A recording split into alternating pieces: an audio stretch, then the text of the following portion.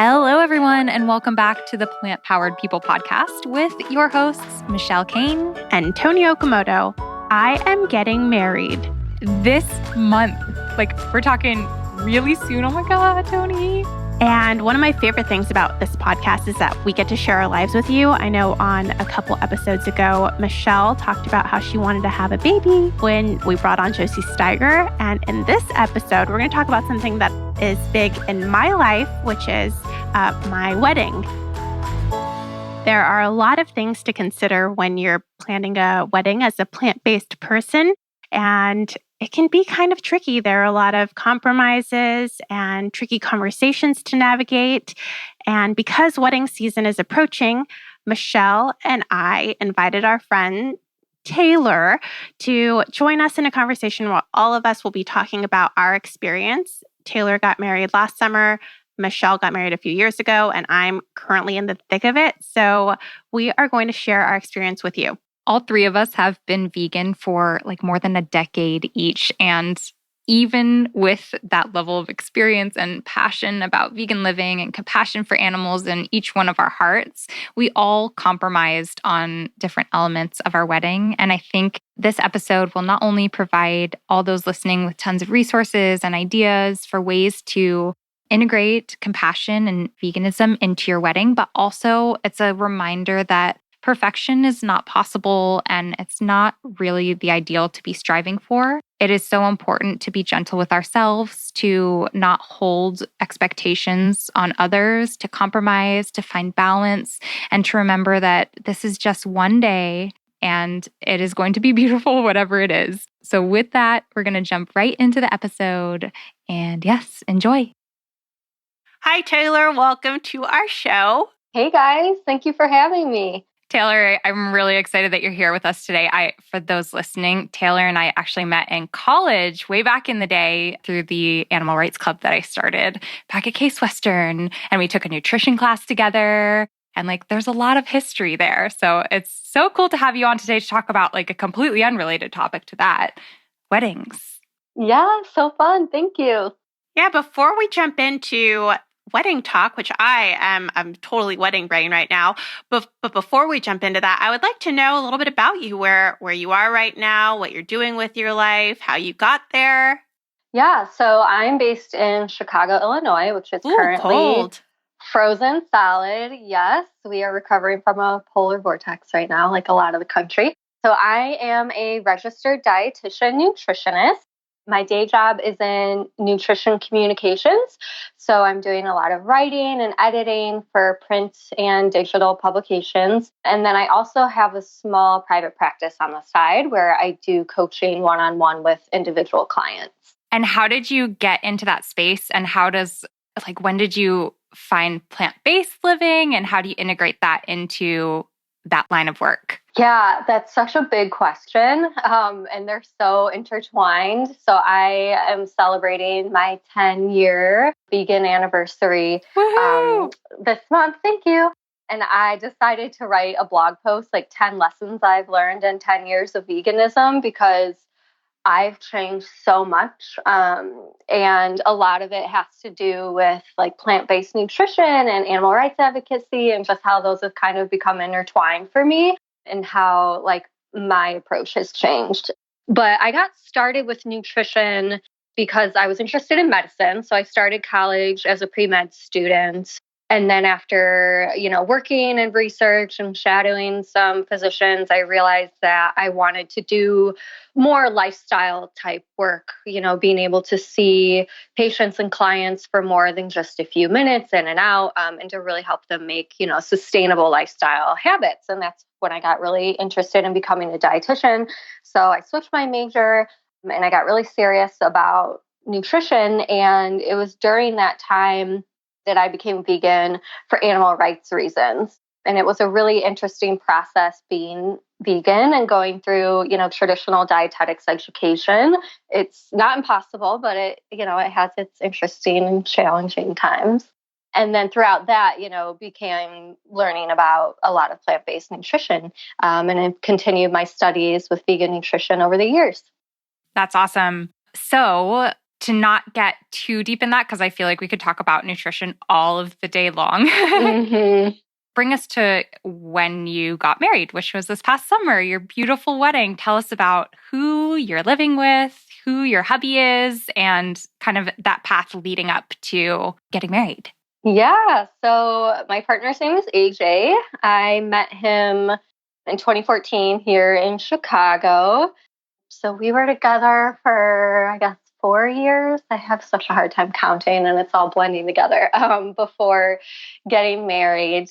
So we just have a ton of fun together. We love to go on adventures, travels, go backpacking and things like that. So we are obsessed with Oregon. Being from the Midwest, it's kind of boring around here, like geographically, if you're into backpacking. So we went to Oregon for the first time in 2016, and we backpacked the Timberline Trail, which goes all the way around Mount Hood. And we totally fell in love with it.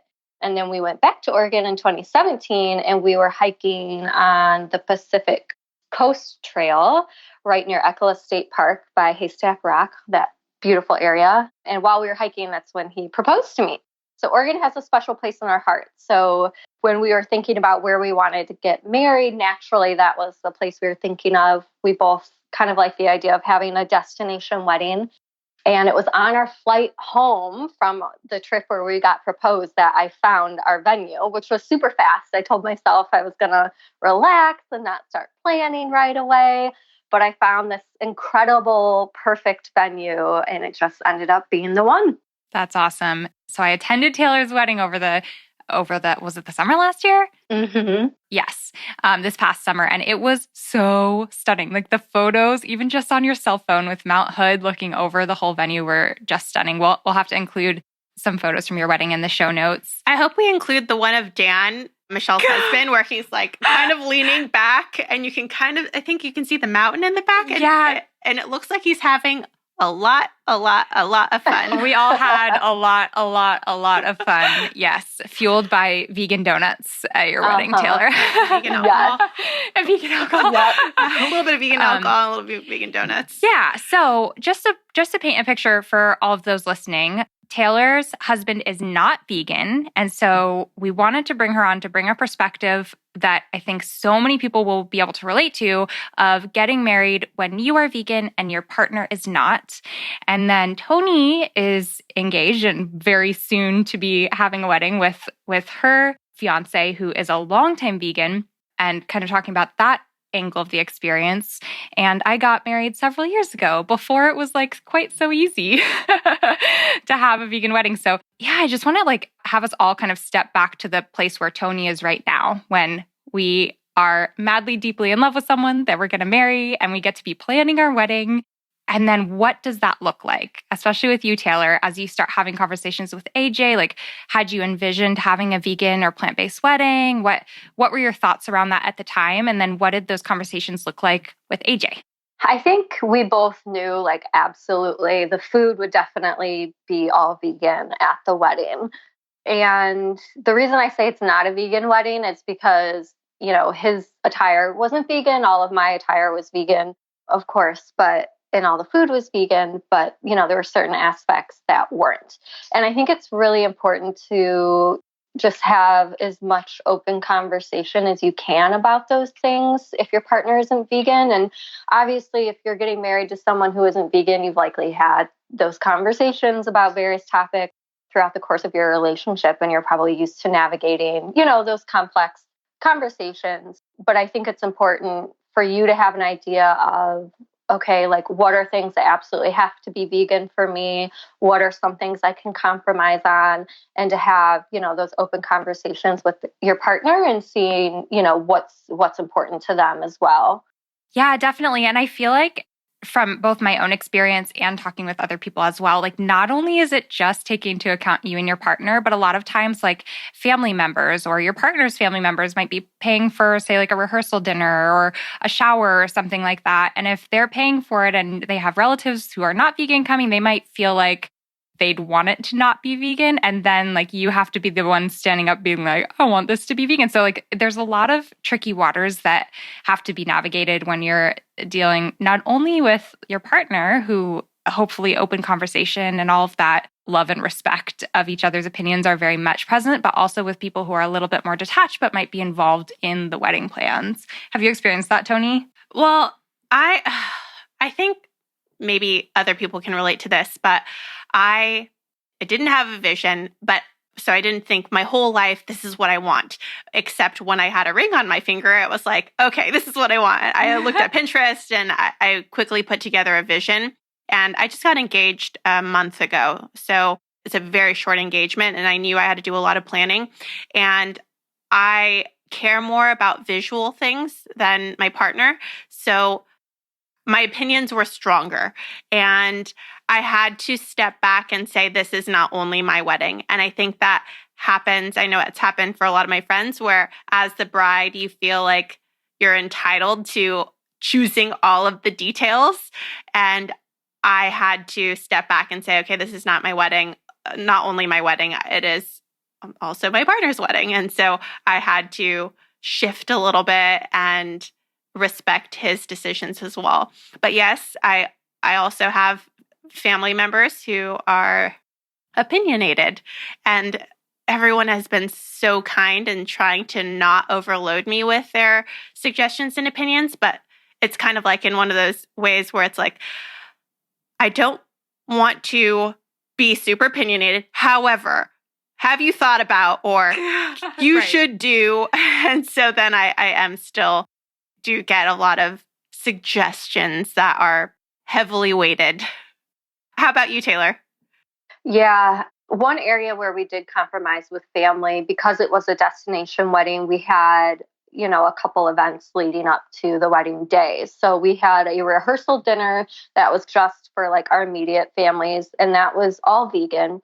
And our parents chipped in a lot for that, which was nice. And that was totally fine that was all vegan. But then the day before the wedding, we had a welcome party where all of the wedding guests were welcome to come, reserved a pavilion at this really beautiful park right on the Columbia River. And we had brought in, wood-fired pizzas from a pizza place nearby and had some, beer and wine from a local brewery and winery and stuff like that. And we had non-vegan pizza because my partner's parents were paying for that event. And we have lots of vegan pizza. And of course, like most events, all the vegan pizza went so fast and everyone was enjoying it in addition to the vegans.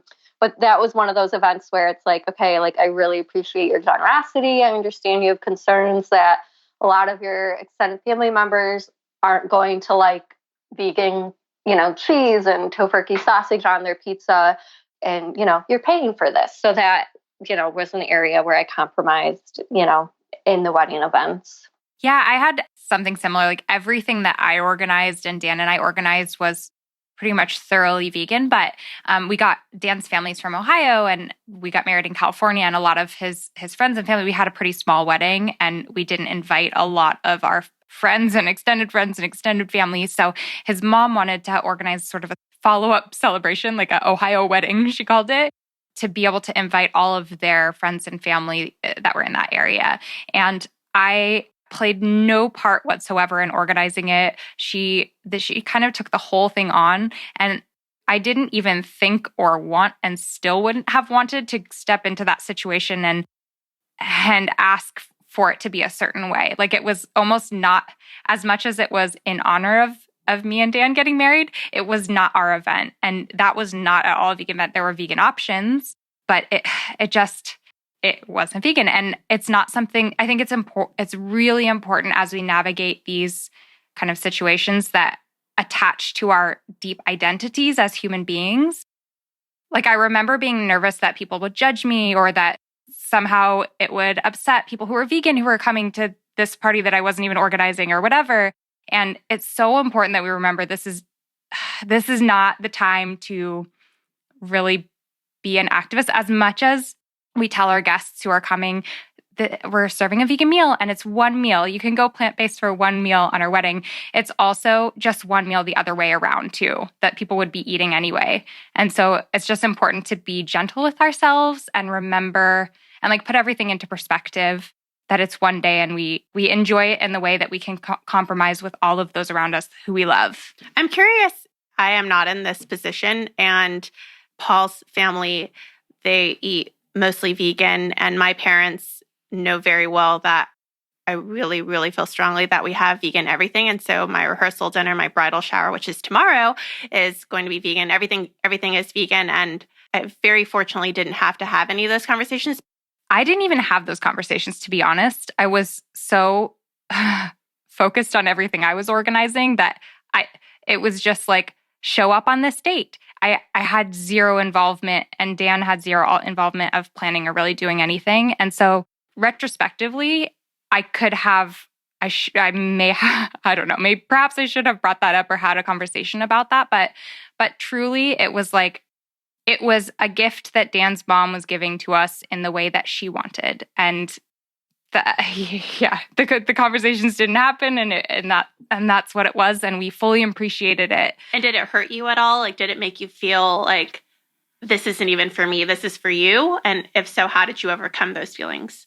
Gosh, this is hard to talk about knowing who could be potentially listening, but it felt like not of an event really about that was true to me. And I feel like it was easy for me to let go of that because Dan and I together were able to create our wedding celebration as we saw it and as we wanted it, which was everything and more that we had ever wanted. So this separate event that someone else was organizing, it in no part took away from our fully vegan wedding experience. It was something someone else was organizing and inviting us to be present at. So yeah, it didn't, as much as it felt weird to be there, because it was like, this doesn't reflect me as a human being and my deep values.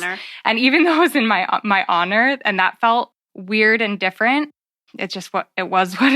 I think it would be really hard if that was all I was working with. If my one and only wedding day, I had to make sacrifices that hurt my heart, and it felt like I was having those conversations but wasn't being heard, that would have been difficult. What about you, Taylor?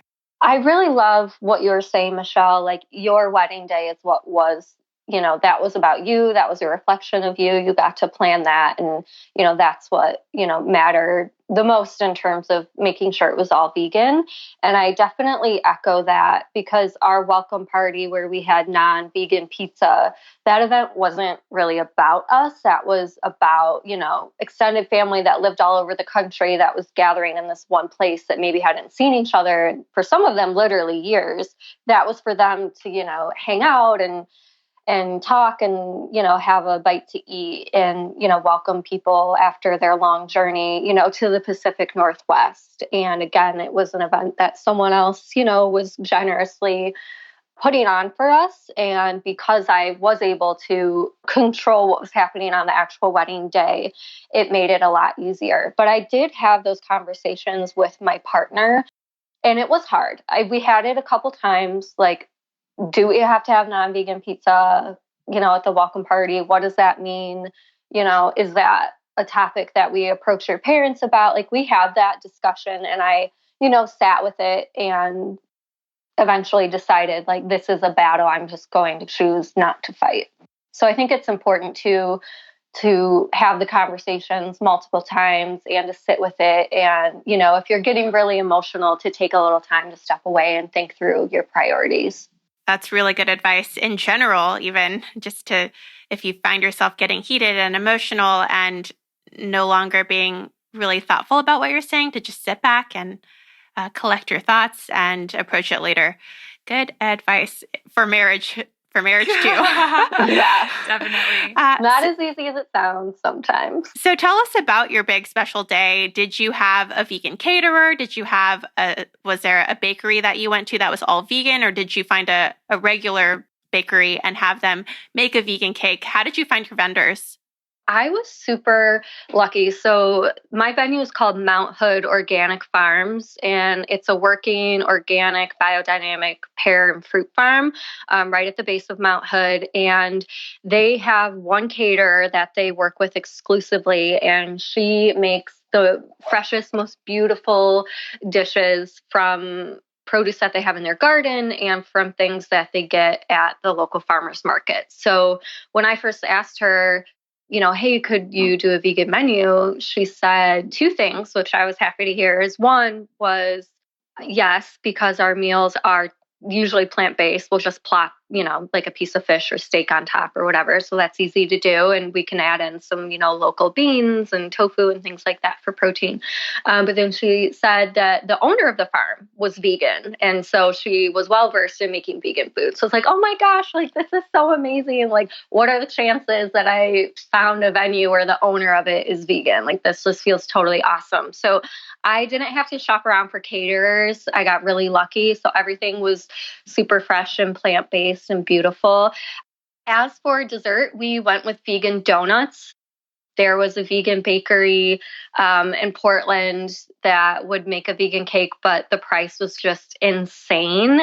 And I've attended so many weddings and seen so many, pieces of cake with one bite out of them, just like sitting on tables. And I just couldn't throw money away like that. And we're not huge cake people anyway. And we love donuts. And we thought it would be fun, to have a variety of donuts and let people pick what they wanted. And, they're handheld and there's less like dishes and forks and things to deal with. So it was fun.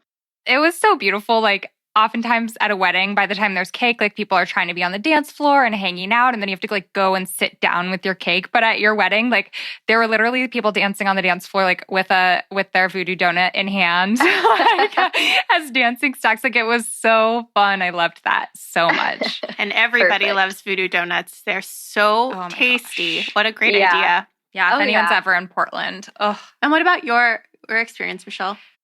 The venue that we got married at had an option of having 10 different set caterers that they already had aligned with their venue, and they varied in price dramatically. So there were caterers on there that had amazing options for vegan food and lots of experience in that. It was in the Bay Area, so it's in a pretty vegan-friendly area anyway, but those were way outside of our price range. If anyone's looking to get married or has gotten married, the food is by far the most expensive thing you will probably ever buy in your entire life is like that one, like other than buying a house, like it's probably up there with like buying a car, is like paying for the food at your wedding. It's insane.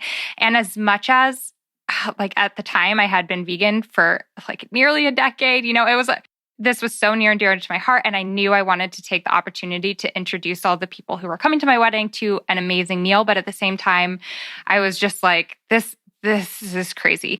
So expensive. And so I went with the caterer on the list who was the least expensive. And I reached out to them and I asked if they had ever done a vegan wedding before. And they said no, even though they're in the Bay Area, they had never done a vegan wedding before. And I said, well, are you up for the challenge, basically? And they were like, absolutely. We might need some help with recipes and whatnot, which might intimidate a lot of people because they're like, oh my gosh, my caterer can't even figure out their own recipes. But ended up being amazing. I sent them some recipe ideas. Their chef was great. Any chef in wedding catering, I'm sure, is going to be amazing and able to work with creative ingredients and figure out something awesome. So it ended up being great. People still to this day are like, Michelle, that like pesto pasta at your wedding was amazing. Yes, so yeah, it was so good. Yeah. And we get this feeling like to show off the vegan lifestyle in the best way, we have to go with the fanciest, most expensive caterer. And it's absolutely not true. In fact, a lot of times if you go with the more affordable option, you're going to get more normal comfort foods, like which worked out well. You also did something different for desserts. You had multiple desserts, right? Yeah. I have a all vegan bakery at the time. It was right around the corner from me called Timeless. And they're incredible, all vegan bakery and cafe. And, I would go there every week. Like I became friends with the owners. They were just so phenomenal. So I knew I wanted to go to them and kind of support them through whatever I was going to do with my wedding desserts. And we did just a dessert bar. So actually we also had donuts there. We had like all sorts of things, like mini, I can't even remember. We had like Rice Krispie treats and probably cookies and like some other things. And then we had like a small normal sized cake that we cut for the cake cutting. But yeah, it was just like an array of beautiful desserts and it was awesome. I loved that. Cool. What are you doing? For my wedding, with my venue, they have to be the caterer. So the venue has a catering company that is part of the venue. And I was a little bit nervous about that because, like you were saying, I felt like, I should go through an all vegan restaurant and make sure that I support them and that they know what they're doing. But working so far with my with my caterer has been a breeze. And not only that, but I have a lot of control. They said we couldn't bring in outside food minus the cake. And that was nerve-wracking just to think about, like, oh my gosh, they're going to give us portobello mushroom as our main entree. I don't even like mushrooms. And I had built it up in my head, and it has been really easy. They're actually using recipes from my upcoming book, which is so cool that I get to have a say. Like they said, "What do you have any recipes? Do you have any ideas?" And then we asked if they could use my recipes. They said yes. And then we also asked for Miyoko's cheese to be used and field roast, and they were on board with it all. And so even though they don't have a lot of experience, they have been ready and willing to accommodate us along the way, because people have opinions about their most special day. So I have been really pleased with that. And then my friend Anna, who is not a vegan, but has a lot of experience in baking wedding cakes, is doing our cake. And she did my graduation cake, and it was so beautiful that I asked her to do my wedding cake. And she's just fantastic with it. We are doing it a tiered cake, and it's going to be raspberry filling. Yum. Love it. Okay, that's food. Oh, also, like a lot of people, I remember when we were looking to our wedding, since we were just trying to get things as budget friendly as possible at the time, before we went with caterer, we were thinking about all sorts of other options, like getting pizza, or they have like food trucks locally that were vegan friendly, or were all vegan. And we were thinking, like, could we just have them like drive up to the venue and pay for the food truck for the night? And it would have made the food cost so much cheaper and been kind of like a fun, quirky, different way of going about it. So I know like almost no one getting married has the budget to handle a wedding. And so thinking really creatively and outside the box like that can be really cool. Really cool. Yeah.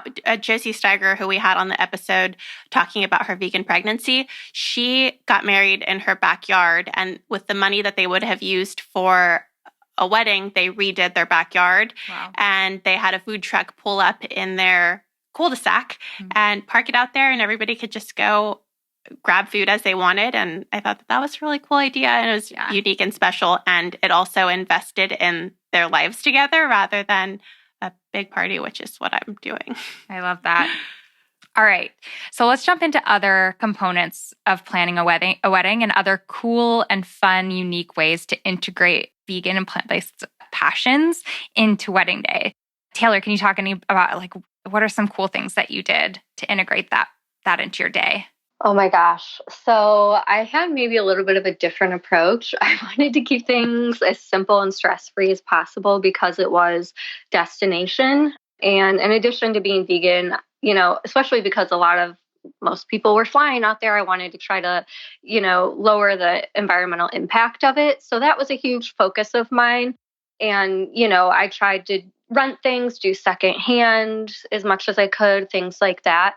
But in terms of like trying to incorporate veganism into the day itself, I don't think I actually did anything. Like there wasn't a huge theme or anything like that. I think it's really cool, to let the food speak for itself. And it's really awesome when you hear, non-vegan people rant and rave about vegan food. I think that's, really awesome.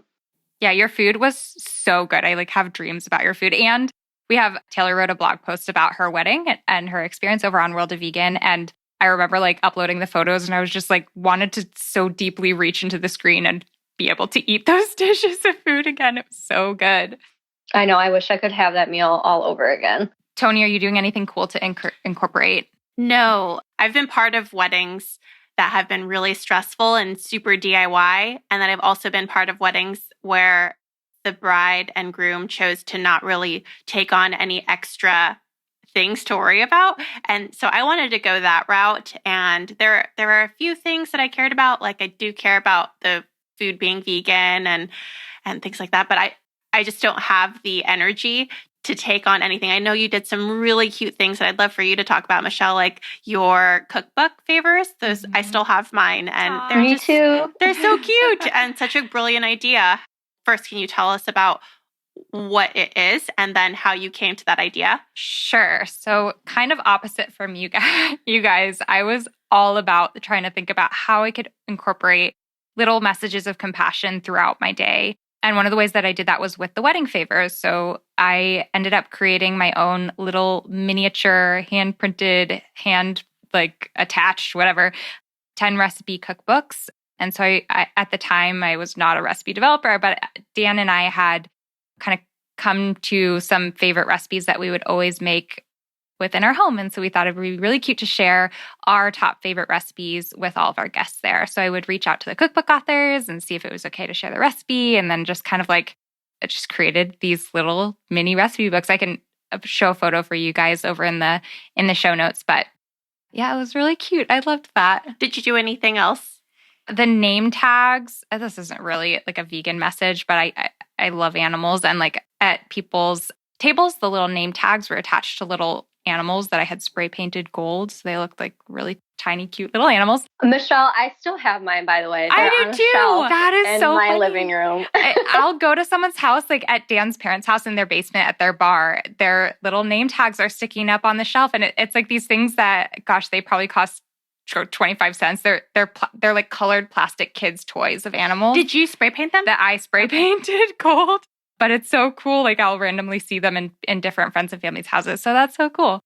I got these little animal-shaped metal signs. They were very small and kind of obscure, but I put them on the dessert table and the food table. And so it'd be a black cutout of a pig, and it would say saved by this vegan meal. So it was just indicating kind of the significance of to my guests of what enjoying this delicious vegan meal was doing, and had an impact beyond just themselves and health and this great night and supporting us as a couple, but actually was saving lives. So I wanted to integrate that message in sort of a subtle, not too loud way. So we did that, and gosh.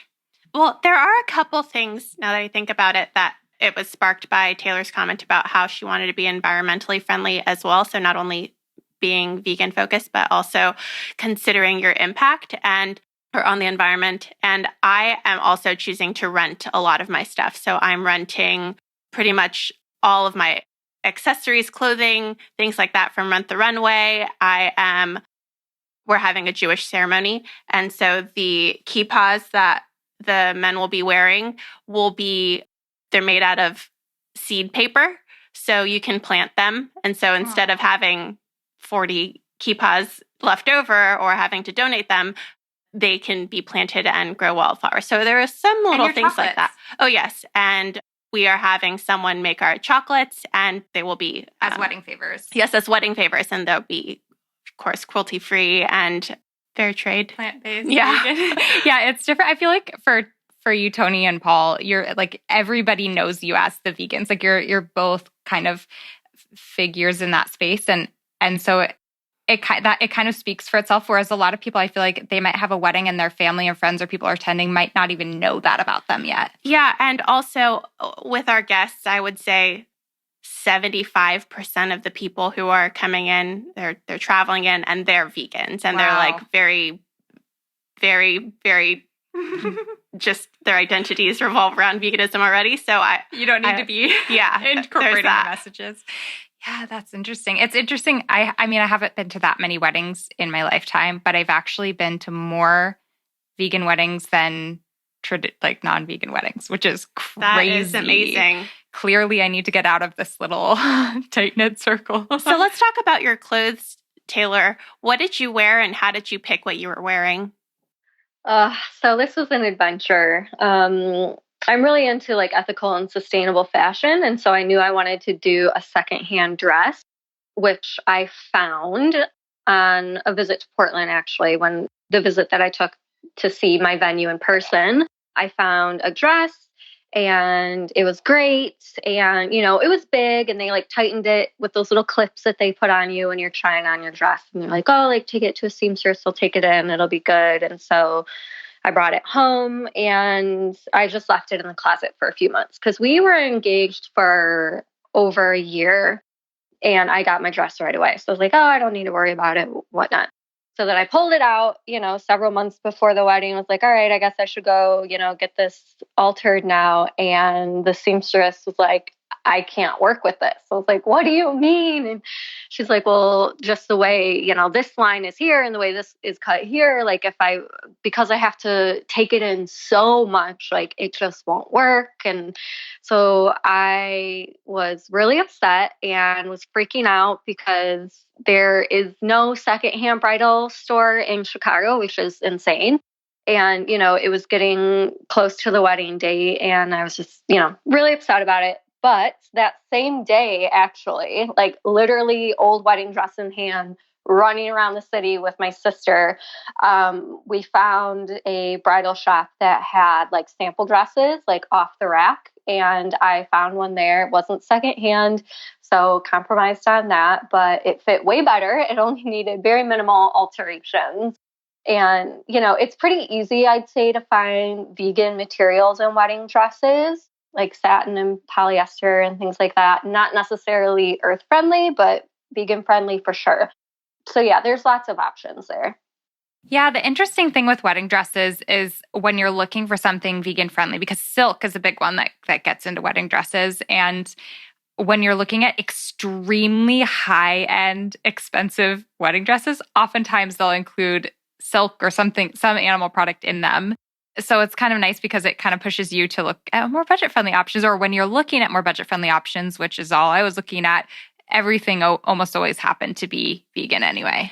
And the silk issue came up with our ties and pocket squares. It's taken me a while. I've only found 2 that I considered. Unfortunately, the cheaper one is the one that has come through on my decision.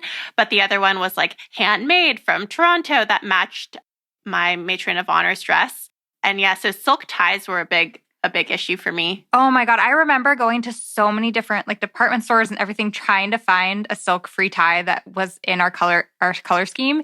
And I could not find it in stores. And I ended up finding this place called bowsandties.com online. And they have like a bazillion colors. Like I swear they're made to match bridal dresses somehow. And that's where we ended up finding it. And I got mine at tiemart.com, and all of the ties that I found in my color are only between $10 and $12. So there's that. Yeah, they were really affordable. And it was funny because once I found that source online, there were like all sorts of different ties within the same exact color that I wanted. And I was like, oh my gosh, it was here all along.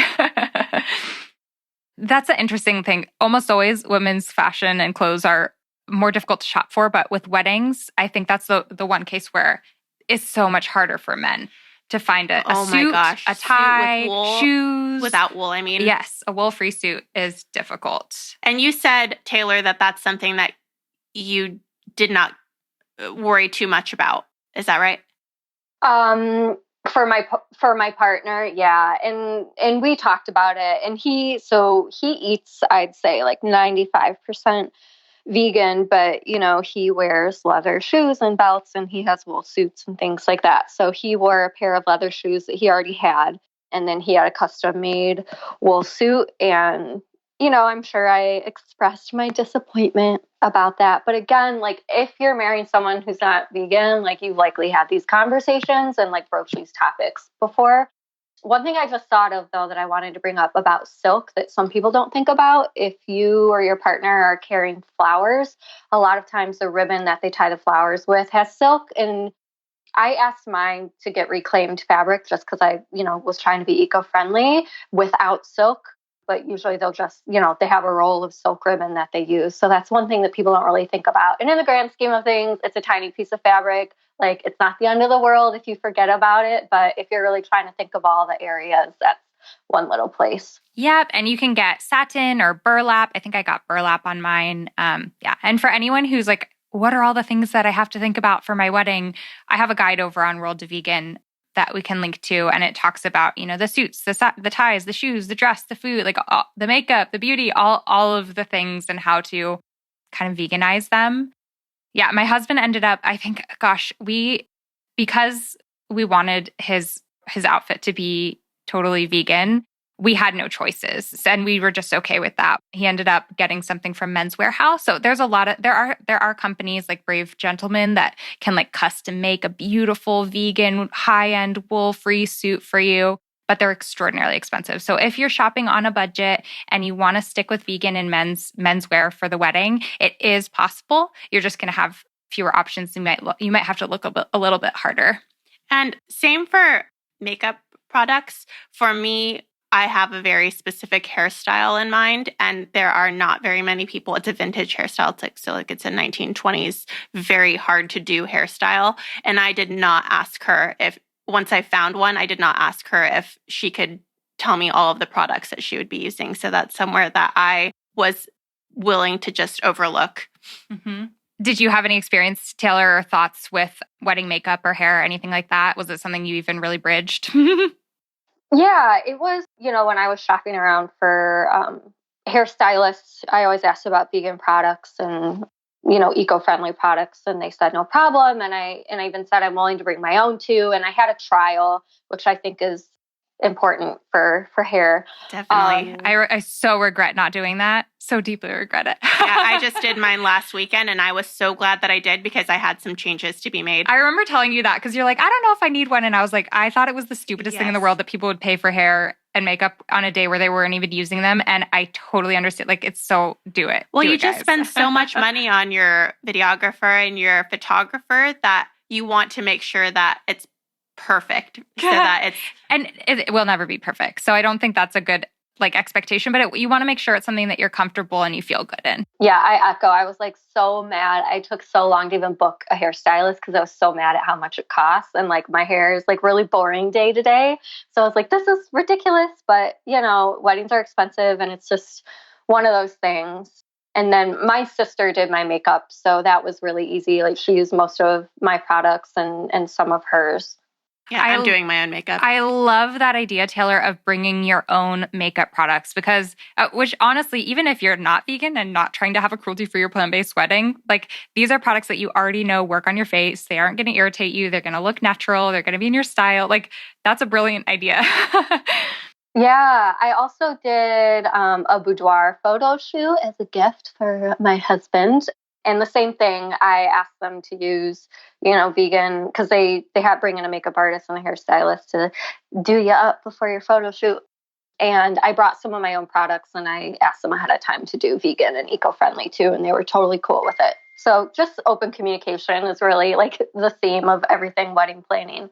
Yeah, and depending on where you're located, if you look up vegan makeup artist or cruelty-free makeup artist, there's actually a growing number of them out there. I actually had a friend who had been volunteering as a makeup artist for PETA at some of their demos. And so I asked if she could do my wedding, and she often did weddings. So that's who I went with. And it was awesome because she already had that passion. And so to be able to support someone that was actively on that path was really awesome. But also there's salons I believe Aveda is totally cruelty-free. Are they also vegan? Yeah. And so that's a salon you can actually go into and just know all the products there are already going to be aligned ethically. Yeah, lots of good options there. What about shoes? Did you guys have struggles with shoes? I wanted to do secondhand again, which I ended up doing in the end. So my wedding was outside, so I needed, a thicker heel, which is kind of difficult to find. So I ended up buying the first pair new from a vegan shoe designer out of Israel, and paid for the shipping all the way from there. And they ended up being a little too short for the dress that I got. Actually couldn't be hemmed, it couldn't be brought up. So I had to buy a similar shoe, but just a little bit taller, which I found on Poshmark, which is a really awesome app and website to shop secondhand. Yes, I also got my shoes on Poshmark, and I plan on selling all of the things that I bought for my wedding back on Poshmark. So I will sell my wedding dress. I'll sell my shoes again. I'm never going to use it, and I want it to have more life. So I plan on getting rid of nearly everything that I buy for my wedding. Yeah, I sold my dress and I got 50% of what I paid for it, which is awesome. And someone else was able to use it. Even though I got it altered, she was like, this is perfect. I cut the train off. I thought no one's going to want to buy this. And yeah, that's the awesome plan. Way to help the planet too. Cool. I just have one more fun question.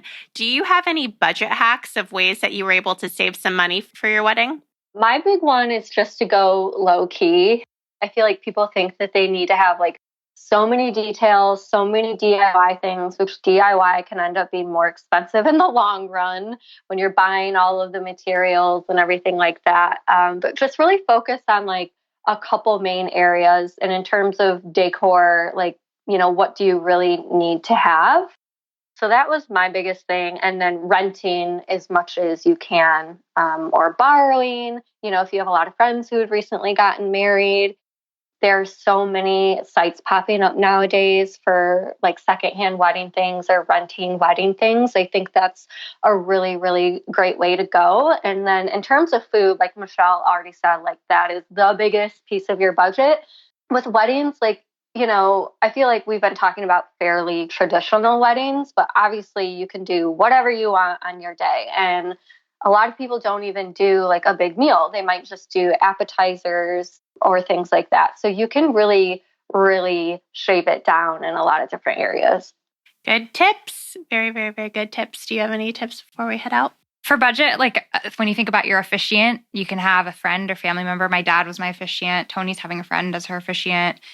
So that's a good one. And yeah, we got married outside as well, and we had zero decor. We were in the Redwood Grove, so we were just like, they had all of these options, like bring lights, bring flowers, bring whatever. And gosh, flowers are so crazy expensive. They're used once. Yeah. So we just kept it very simple, and it was beautiful and amazing. And you're so focused on the moment anyway that those details that you put so much time and energy and money into kind of fade away to the side anyway. So yeah, keep it simple. And remember what the day's about. I thought one more thing when you brought up flowers is bridal party, which is another big traditional thing. We didn't have one. My sister stood up and his brother stood up, and my sister had a bouquet and I had a bouquet, which, since we didn't have tons of bridesmaids, we didn't have tons of bouquets or, boutonnieres and things. We didn't do like corsages for all of like the female family members or things like that. We did have flowers on all of the tables because that was like literally the only decoration that we had in the place where we ate dinner. Everything else is just rented, and it was like open air to the mountain. So that was the decoration.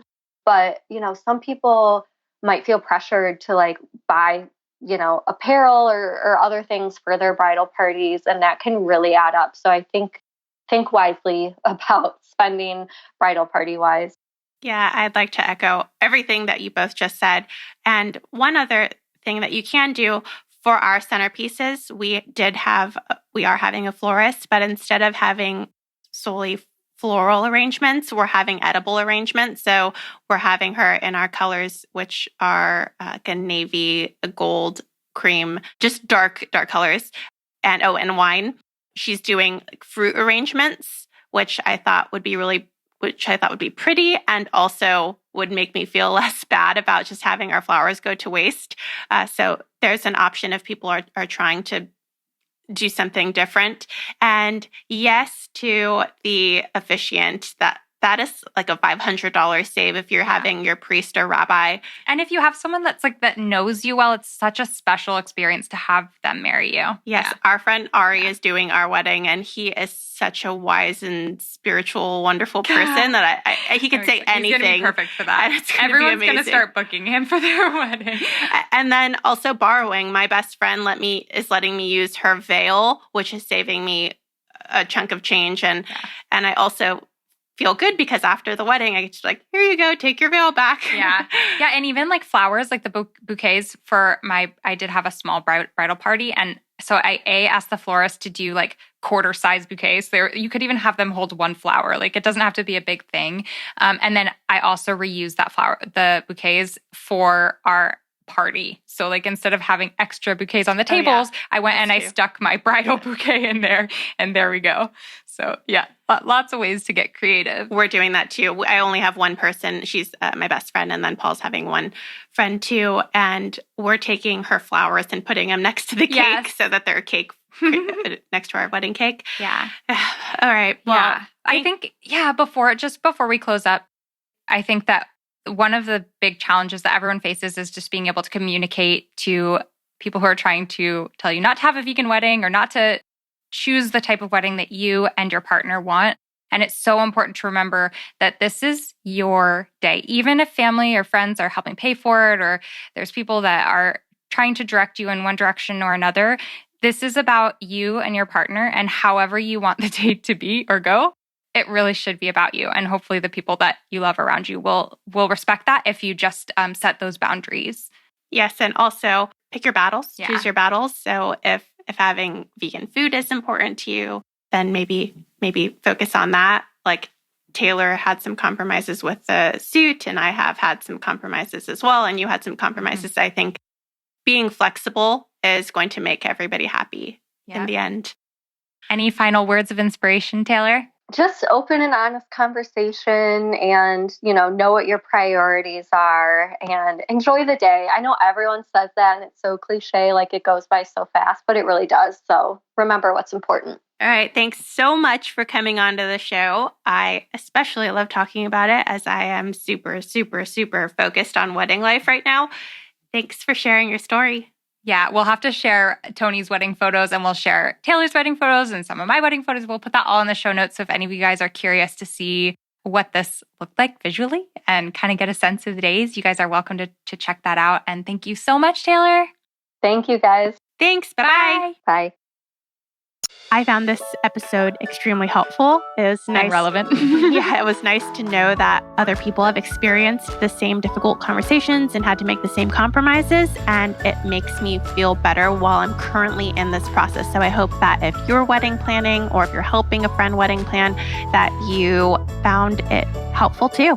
Yeah, and if you guys are struggling or need some more resources, head over to plantpoweredpodcast.com. Check out this episode page. In the show notes, we'll include our top recommendations for vegan resources for planning a wedding. Thank you guys so much for listening. As always, don't forget to subscribe so you can stay tuned when we post new episodes every other week. And if you want to leave us a review on iTunes, that would be so amazing. It really helps us reach more people and makes us smile. Thank you so much. Bye.